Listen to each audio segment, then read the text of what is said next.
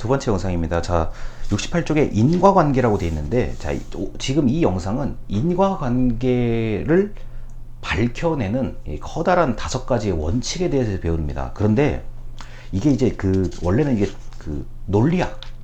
논리학이란 분야가 있어요. 논리학 또는 철학에서 이게 좀 나온 분야인데, 의외로 이 방법대로 다 움직이고 있어요. 이 방법이 이미 너무 우리 전반적인 사회에 다 적용이 되다 보니까 이거를 그렇게 깊이 있게 고민을 안 해봤던 거죠. 자, 68쪽에 이제 첫 번째입니다. 자, 첫 번째 뭐가 있냐면은 이런 거요. 자, 일치법이라고 되어 있어요. 일치법이 뭐냐면은, 자, 이거는 강의 자료를 한번 보세요. 자, 일치법이라고 하는 거는 관찰 대상, 여러 가지 관찰 대상에서 한 가지 이상 공통점이 발견되면, 그러니까 예를 들어서 세 집단이 있는데 세 집단 모두 봤더니 똑같은 공통점이 있더라. 이런 경우는 인과관계가 있다라고 설명을 하는 거예요. 책에 지금 운동선수 얘기가 나오고 있는데, 여러분들이 이거 필기가 가능하시다면 이렇게 적어두세요. 여러분, 공부 잘하는 방법이 뭐예요? 공부 잘하는 방법. 자, 어릴 때부터 우리가 이제 귀가 닳도록 들은 얘기인데, 공부를 잘하는 방법 중에 가장 중요한 요소는 시간이에요. 아니, 시간 투자를 많이 해야 일단 공부를 잘할 수 있잖아요. 자, 공부 잘하는 사람은 시간을 많이 투자한다를 어느 초등학교에서 밝혀냈고, 어느 중학교에서도 밝혀냈고, 어느 고등학교 밝혀냈는데, 이 초중고는 관련이 전혀 없어요. 없는데 딱 보니까 시간을 많이 투자해서 공부를 잘하게 됐고, 공부 잘하는 애들한테 물어봤더니 너 하루에 몇 시간 공부하니? 공부 시간도 비슷해요. 일치법이에요, 그게요. 그래서 학습량 측정할 때 일치법이 이게 은근히 중요해요. 제가 보기에는요. 자, 그 다음에 차이법. 자, 68쪽 아래서 두 번째 줄 차이법인데, 둘째 차이법이다. 이는 일치법과 대조적이다. 반대의 얘기입니다. 아니, 이게 이상하다. 이거 왜 관찰을 했더니 여러 대상을 관찰을 했더니 차이점이 있네? 라고 얘기를 하죠. 자, 여기 69쪽에 위에서 두 번째 줄부터 요양원 얘기가 나와요. 예를 들어 어느 요양원에, 자, 나이는 물론이고 신체 조건과 정서 상태 등이 대부분 유사한 노인이 있는데 많은 점이 비슷한데도 불구하고 한 사람은 건강하고 한 사람은 그렇지 못했다. 이렇게 얘기가 나와요. 자, 이게 유치원생들끼리, 초등학생끼리, 청년끼리, 노인끼리, 중년끼리 딱 놓고 봤는데 별다른 성별의 차이도 없고 나이의 차이도 없고 심지어 동갑이고 그 다음에 소득 수준의 차이도 없고 이런데 왜 차이가 있지? 예를 들어서 한쪽은 너무 이제 집안에서 어떤 엄청난 가족 문제가 있었기 때문에 그럴 수도 있는 거고, 또 한쪽에서는 또 다른 이유가 있어서 그럴 수도 있는 거고. 자, 예를 들어 똑같이 자, 어린 시절이 굉장히 어려웠던데도 불구하고 한 사람은 그거를 또 잘 극복해서 살고 어떤 사람은 그렇지 못해서 살고, 이제 차이를 밝혀내는 게 바로 차이법이에요. 이 차이를 찾아내는 것도 중요합니다. 왜냐하면 모든 관찰 대상이 어떻게 똑같은 결과만 나와요. 차이를 찾아내는 것도 중요하다.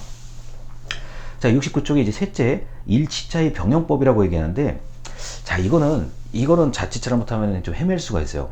그리고 일치하는 것도 찾고 차이 나는 것도 찾는다는 거거든요. 결국에는요, 이거는 집단이 많거나 아니면은 두 개의 집단인데도 그 세부적인 요소가 많을 경우의 차이예요. 예를 들어서 제가 예전에 했던 것 중에 하나가 뭐냐면은 한국과 일본의 청년 실업에 대한 거를 제가 예전에 한번 연구를 잠깐 한 적이 있었어요. 한국 정부하고 일본 정부가 청년 실업을 좀 없애려고 무진장 노력을 많이 하거든요. 그러면, 자, 무진장 노력을 많이 한다는 건 공통점이에요. 뭐가 그럼 다르냐는 거예요. 뭐가? 근데 같은 것도 이걸 제가 찾아보니까 같은 것도 많고 다른 것도 있어요. 과거에는 우리가 일본의 정책을 그냥 모방해서 가지고 왔다면, 벤치마킹을 했다면, 이제는 일본이 우리나라 거를 모방을 해요. 우리가 급속도로 그 분야에 시스템을 잘 만들었거든요. 이거 보니까 연도별로 보니까 우리가 일본 거를 이렇게 가져왔고, 또 연도별 보니까 일본에서 우리 걸 가져가고, 이게 막 뒤섞여 있는 거예요. 그럴 때 일치차이 병용법을 쓰는 방법이 있죠. 한국과 일본의 청년 실업을 뭐 청년실험에 관련된 그 수많은 요소들이 있을 거 아니에요. 같은 게 뭐고 다른 게 뭔 걸 다 찾아야 되는 거예요. 이 연구는 복잡해요. 이렇게 되면요. 그런데 적당히 찾을 수만 있다면, 또는 완벽하게 찾을 수만 있다면 대단한 연구라고 할 수 있죠. 자, 그리고 잔여법. 잔여법이라는 거는 이런 거예요. 그 책에는 설명이 좀 짧게 나와 있는데, 인과관계를 이제 어느 정도 확정을 지었는데 거기에 포함되지 않는 다른 변수들이 있을 수가 있어요. 자, 뭐 예를 들어 이런 거죠. 그 스트레스 얘기를 제가 많이 하는데, 뭐 여러 가지 원인이 스트레스를 일으킨다 해요. 근데 뭐 주요 원인이 있고 좀 덜 중요한 원인이 있을 거 아닙니까? 그 말고도 영향이 미미한 것들이 있어요. 스트레스에 영향을 주는 요소, 그 변수 중에서 미미한 영향을 주는 것, 그런 것들을 한번 연구를 해보자. 또는 그 영어로 아웃라이어라고 해요. 이상값, 이상한 값이에요. 이상하다. 99명은 이렇게 뭔가 다 인과관계가 있는 것 같은데, 하나만 딱 좀 그래프를 봤을 때 하나만 동떨어진 데 있는 거예요. 얘네 왜 그러지? 이게 잔여법의 개념이라고 보시면 돼요. 자, 그래서 뭐 예를 들어서, 자, 뭐 국가 간 연구할 때 이런 게 있을 수 있어요. 뭐 한국과 일본은 좀 이쪽, 자, 뭐 중국 이쪽이고, 미국은 이쪽이고, 영국 이게 다 이렇게 그 나름대로 이제 그래프에다가 점을 찍는 연습들을 하는데, 뭔가 이제 그 뜬금없이 저 끝에 어디 하나 있는 그렇게 표시가 되는 국가들도 있어요. 자, 이런 경우에 왜 저 나라는 한쪽으로 쏠리지 않고 완전히 다른 곳으로 표시가 되는 것인가? 자, 이게 바로 잔여법의 개념이라고 할 수 있습니다. 자, 그다음 공동변화법은, 자, 이 공동변화법은 동시에 변하는 거예요. 자, 이게 상당히 어려운 방법이에요. 약간만 그 원인이 바뀌어도 결과가 바로 바뀌는 경우, 그러니까 동시에 바뀌는 거예요. 이게 뭐 시간 차이를 두고 있는 거나 이런 게 아니라 동시에 바뀌는 경우를 공동변화법이라고 얘기하는데, 자, 이런 경우는 상당히 어려워요. 이런 경우는 우리가 사회과학 연구에서 사실은 이게 쉽지는 않아요. 그리고 공동변화 한다는 거를, 자, 이게 한꺼번에 같이 변한다는 걸 밝혀내는 것 자체도 결코 쉬운 일이 아닙니다. 자, 70쪽에 그리고 인과관계의 추론의 3요건이라고 되어 있는데요. 자, 그 중간 문단입니다. 첫째, 자, 원인이 되는 사건이나 현상은 결과보다 먼저 시간적으로 발생해야 된다. 이거 시간 선후 조건이라고 얘기해요. 너무 당연한 거잖아요. 자, 결과가 있은 다음에 원인이 있는 게 아니라 원인이 있고 결과가 있는 거잖아요. 자, 두 번째, 자, 원인이 변하면 결과도 같이 변해야 된다. 공동 변화의 조건이라고 얘기하는데, 이거 너무 뻔한 거잖아요. 자, 내가 그 자리에 있었냐 없었냐에 따라서 결과가 달라지는 거 아닙니까? 자, 그럼 세 번째, 외생변수. 될 수 있으면 원인과 결과 중간을 이렇게 무너뜨리는 그런 것은 없어야 된다는 게 바로 외생변수의 통제라고 얘기합니다. 자, 근데 지금 이 방법이요, 이 세 가지의 조건은 여러분들 사회복지뿐만 아니라 이게 가장 엄격하게 적용되는 범죄학이에요. 범죄학. 야, 저 사람이 죽었다.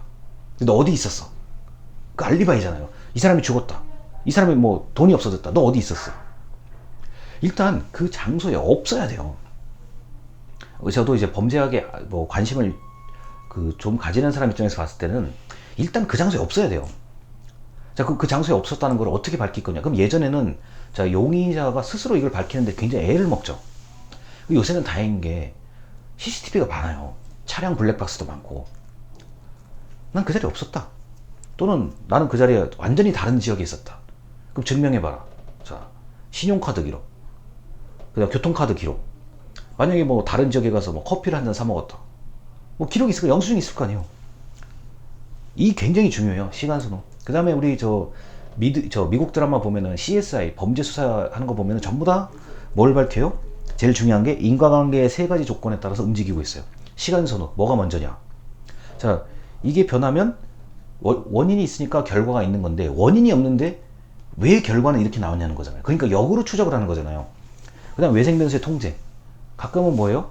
이렇게 실험실 같은 데 이렇게 해놓고 뭐 총도 쏘고, 아니면 뭐 이렇게 뭐 물질 같은 거 이렇게 묻혀가지고 뭐 나오는지 안 나오는지, 지문이 나오는지 안 나오는지, 이런 것들을 보는 것도 나름대로의 상황을 통제해 놓고 객관적으로 뭔가를 밝히고 싶은 거죠.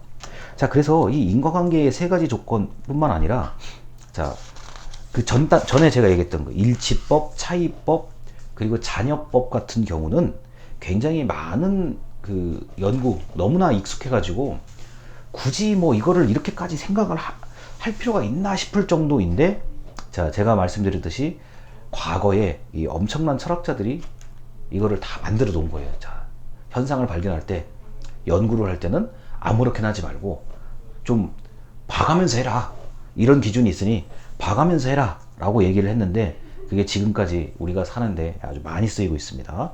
일단 여기까지입니다. 감사합니다.